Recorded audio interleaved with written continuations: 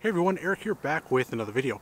I've never really been a fan of waxes. The look was one that didn't seem worth it to me, especially considering they don't tend to last as long as sealants or coatings, and they're their own step in detailing, so it's kind of hard to streamline my own process, and I had to go out of my way to use them. But after having been locked in that mindset for a while, I decided to check out some spray waxes and see what they had to offer.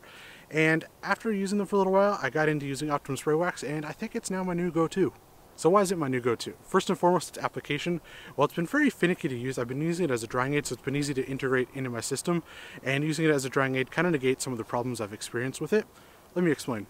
Take the hood for instance. When using my normal drying aid, which is ammo hydrate, I probably go through 5 to 7 sprays on a towel, and that gets spread out over the entire hood and a little bit on the fenders. With Optimum Spray Wax though, it's about 3 or 4, with once again a little bit making its way onto the fenders.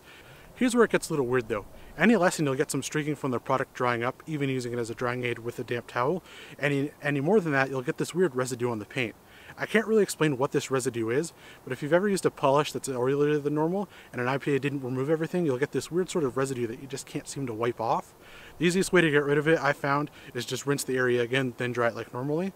But if it's still there, the best bet is to wash the area again, then dry like normally. When you use the right amount though, you'll know. With something like ammo hydrate, you can work a pretty decent sized area, and any streaking you have will slowly absorb itself into the paint, and you'll be good to go. With Optimum though, since you don't use so much, you'll be spreading it around and it'll just sort of disappear into the paint, so you don't need to go over any areas again, buffing it off or removing any excess residue. While the application leaves a little bit to be desired, it more than makes up for its shortcomings with how it looks and behaves.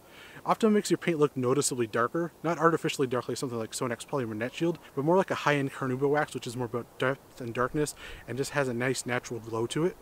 It's hard to explain, but once you use it, you'll definitely know what I'm talking about.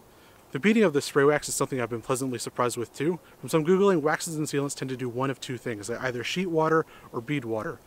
I personally prefer beading, as I find it helps keep more water off your car, especially when it's not raining and there isn't enough water being hit onto the car to allow itself to pull itself together and then rinse off.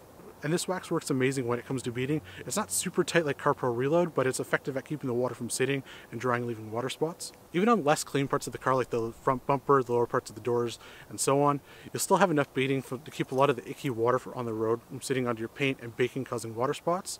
And despite it being a wax you can drive through rain daily for weeks on end and still come out with strong beading on the other end of it. It obviously won't bead as well as a fresh application does or a recently cleaned car, but well enough that you'll know there's still protection on your paint. I can't say how long this beading and protection will hold up, and my mileage will vary from yours, but I've gone through a little over 3 months without any reapplications or washes, and that surpassed every other wax I've used before. Actually, the only thing that seemed to finally wear through the wax was winter. Even then, I made it over a full month in with snow on my car and sand on the roads before I saw any wax had been worn away. And this is on the really high impact areas like the front bumper and the foot or so behind the wheels where snow builds up and stays. Other parts like the hood and the upper parts of the door still had obvious beading, so it can go much longer during nicer weather, but obviously winter cut that short for me. Well, I can't say exactly how much longer it'll stay on your car. A safe bet is probably another month or two over top of the 3 months I experienced already.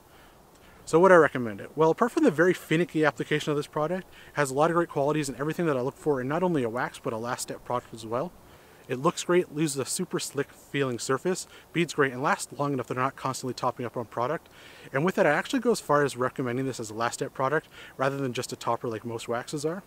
While it won't give you that full super long lasting protection like a coating, in my experience it's pretty comparable to most sealants out there, and if you're looking for something that doesn't need a whole lot of upkeep, just the occasional reapplication, be it by itself or as a drying aid, Optimum Spray Wax might be something you should try out.